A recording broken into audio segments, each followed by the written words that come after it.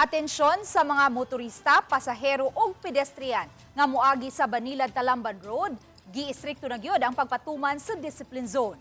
Sayra nato ang kalambuan niini sa live report ni Alan Domingo. Lan?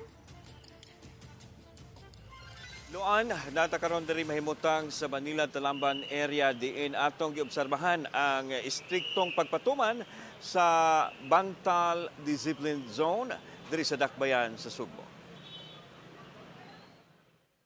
Sa mga PUJ o MPUJ, kinahanglan nga mokarga o modiskarga og pasayro sa road libay o daplin sa karsada nga gibutangan og yellow diagonal line. Din isulod yun ang sakyanan og didto pakanaugon og pasakyo ng mga pasayro. Adunay 12 ka mga road libay ang gibutang sa CCTO, tag-unom ang matag habig.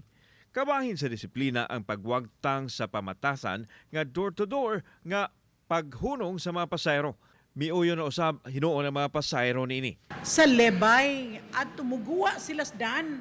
Muguwa sila sa dan. Ang upat gyud kaligid niya, iguwa gyud sa dan, naman ay marking nga white line, solid line. Guwa siya dito. Adto siya mo karga o mo diskarga.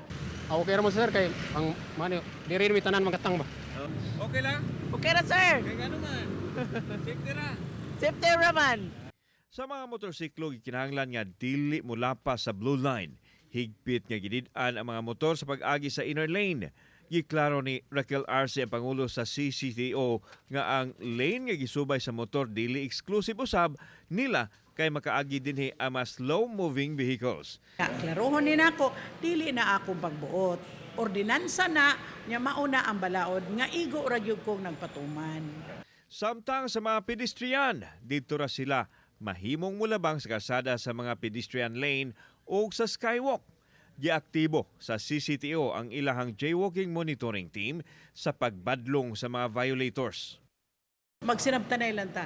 Ang ako, ang gihimo ni nako, tungod kay I was given orders to implement. Unya, ako man ang trabaho, ako dyan ang trabahoon.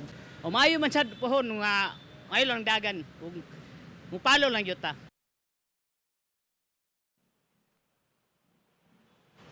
Luan, trabaho lang, walang personalan. Kini ang gimugatan sa Cebu City Transportation Office ang labing maayong buhaton kuno nga motuman lang yun sa lagda sa trapiko aron dili madakpan.